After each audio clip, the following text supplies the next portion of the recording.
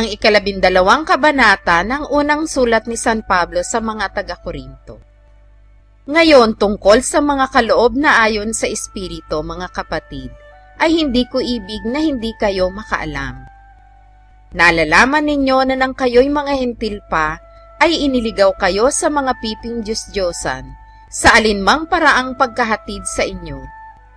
Kaya't ipinatatalastas ko sa inyo na wala sino mang nagsasalita sa pamamagitan ng Espiritu ng Diyos ay nagsasabi, si Jesus ay itinakwil, at wala sino mang may makapagsasabi, si Jesus ay Panginoon, kundi sa pamamagitan ng Espiritu Santo.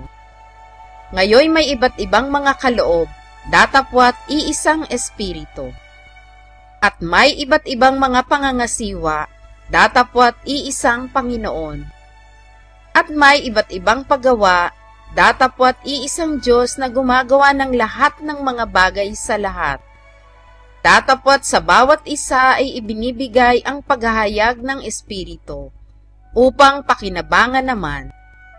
Sapagkat sa isa, sa pamamagitan ng Espiritu ay ibinibigay ang salita ng karunungan, at sa iba'y ang salita ng kaalaman, ayon din sa Espiritu.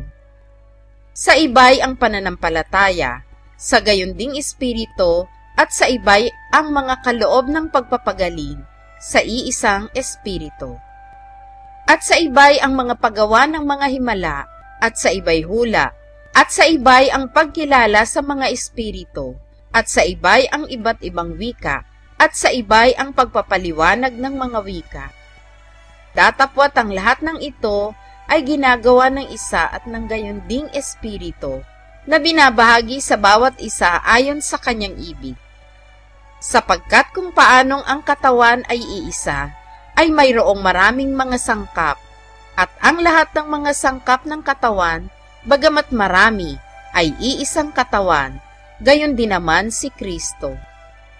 Sapagkat sa isang Espiritu ay binabautismuhan tayong lahat sa isang katawan, maging tayo'y Hudyo o Griego, maging mga alipin o mga laya, at tayong lahat ay pinainom sa isang Espiritu. Sapagkat ang katawan ay hindi isang sangkap, kundi marami.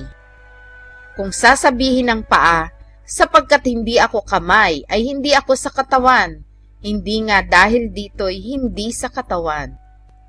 At kung sasabihin ng tainga, sapagkat hindi ako mata, ay hindi ako sa katawan, hindi nga dahil dito'y hindi sa katawan. Kung ang buong katawan ay pawang mata, saan naroroon ang pakinig? Kung ang lahat ay pawang pakinig, saan naroroon ang pangamoy? Datapot ngayoy inilagay ng Diyos ang bawat isa sa mga sangkap ng katawan, ayon sa kanyang minagaling. At kung ang lahat nga'y pawang isang sangkap, saan naroroon ang katawan? Datapot maraming mga sangkap nga, ngunit iisa ang katawan. At hindi makapagsasabi ang mata sa kamay, hindi kita kinakailangan, at hindi rin ang ulo sa mga paa, hindi ko kayo kailangan. Hindi, kundi lalo pang kailangan yaong mga sangkap ng katawan na wari lalong mahihina.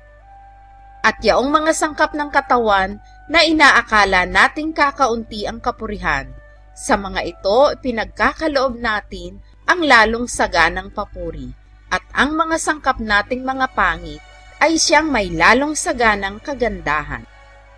Yamang ang mga sangkap nating magaganda ay walang kailangan, datapwat hinusay ng Diyos ang katawan, na binigyan ng lalong saganang puri yaong sangkap na may kakulangan, upang huwag magkaroon ng pagkakabahabahagi sa katawan, kundi ang mga sangkap ay magkaroon ng magkasing isang pag-iingat sa isa't isa.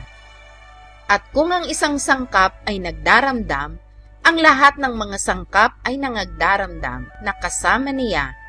O kung ang isang sangkap ay nagkakapuri, ang lahat ng mga sangkap ay nangagagalak na kasama niya. Kayo nga ang katawan ni Kristo, at bawat isa ay sama-samang mga sangkap niya. At ang Diyos ay naglagay ng ilan sa iglesia, una-unay mga apostol, ikalaway mga propeta, ikatloy mga guro, saka mga himala, saka mga kaloob na pagpapagaling, mga pagtulong, mga pamamahala, at iba't ibang mga wika. Lahat bagay mga apostol, lahat bagay mga propeta, lahat bagay mga guro, lahat bagay mga manggagawa ng mga himala. May mga kaloob na pagpapagaling baga ang lahat, nangagsasalita baga ang lahat ng mga wika, lahat baga ay nangagpapaliwanag. Datapwat maningas ninyong nasain ang lalong dakilang mga kaloob, at itinuturo ko sa inyo ang 100 kagaling-galingan.